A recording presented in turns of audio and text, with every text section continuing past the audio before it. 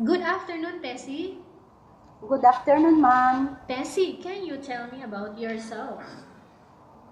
I'm Tessie Nape Ek, 39 years old, married, and I have 4 children. I have a few questions for you to answer, so let's start. Yes, ma'am. Why do you want to work as a maid? I want to work as a maid because I want to help my husband for financing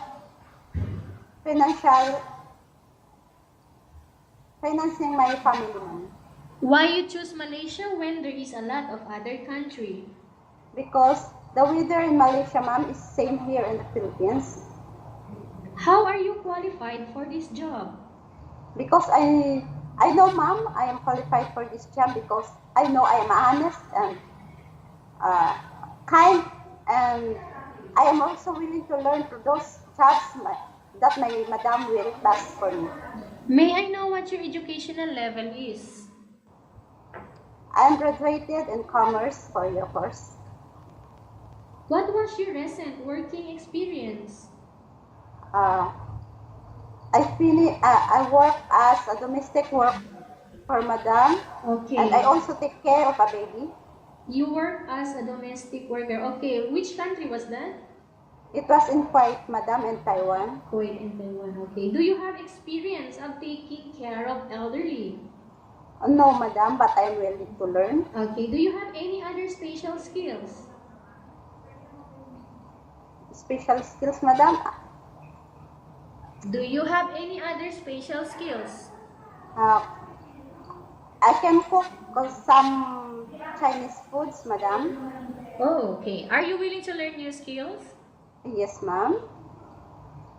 Okay. Are you willing to work with a family where the mother-in-law or any relatives stay together? Yes, ma'am. Currently, are you still working now? I have no work as of now, madam. Do you know how to cook? Yes, ma'am. What sort of food can you cook? Filipino food and some Chinese food, madam. Okay. Are you aware that you will have to do washing, cleaning, ironing, and cooking? Yes, ma'am. From all the house chores that I mentioned to you, which do you like most? Cleaning, madam. Okay. If ever you were selected to work in Malaysia, who will take care of your kids? My husband, ma'am, and my mother. You are not allowed to use handphone during working hours. Yes, ma'am, I understand. You are only allowed to use handphone after you finish all the works and when going to bed. Yes, ma'am. You are strictly needed to surrender the handphone to your employer in the morning, and your employer will return back to you once you're going to bed. Yes, ma'am. If ever your employer finds out that you're abusing of using your handphone and it's affected your work performance, your employer will confiscate your handphone and you are not allowed to hold it anymore. Yes, ma'am. Instead, your employer will allow you to call to your family 3 times in a month. You only allowed to bring normal phone and you are not allowed to bring smartphone. Are you agreed for the terms and conditions? Yes, ma'am, I agree. Are you agreed to the rules and regulation for the handphone? Yes, ma'am. How many years is the contract as you agreed and understand? 2-year contract, madam. Can you describe for me your attitude? I am happy worker, madam, and I am kind and honest, ma'am. How can you assure to us that you will work hard in Malaysia? I promise, ma'am, to work hard in Malaysia because I want to help my family. Can you promise not to use the telephone without the permission of your employer? Yes, ma'am, very much. Can you promise not to put on makeup but to dress properly while work? Yes, ma'am. Can you promise not to invite friends and relatives without the consent of your employer? Yes, ma'am. Can you promise not to ask for advance salary from your employer under any circumstances? Yes, ma'am. Do you really understand of the rules and regulation of the agency? Yes, ma'am. Do you pay any placement fee for you to come to Malaysia to work as a maid? No, ma'am. Do you have any history of sickness, breast cancer, or any other illness? No, ma'am. Do you suffer from any skin diseases, allergy, or physical defect? No, ma'am. Have you suffered from any serious illness? No, ma'am. Do you smoke? No, ma'am. Have you undergone any operation? I operated, madam, when I give birth. When was that? It was 2014, And 2007. 2007 and 2014. Yes, ma'am. Okay. Are you medically fit or are you fit to work?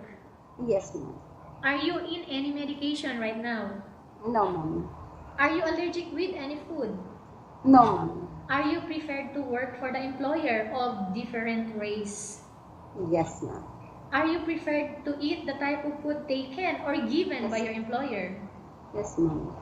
Are you afraid of being left alone in the house? No, ma'am. Are you afraid of dogs or other pets? No, ma'am. Can you promise to work according to instruction from your employer? Yes, ma'am. Do you have any family members working in Malaysia? Family member, no, ma'am. Okay, Tessie, we have finished our question section. Let's go to case study. I have a case study for you here and I want you to answer me truthfully, okay? Yes, ma'am.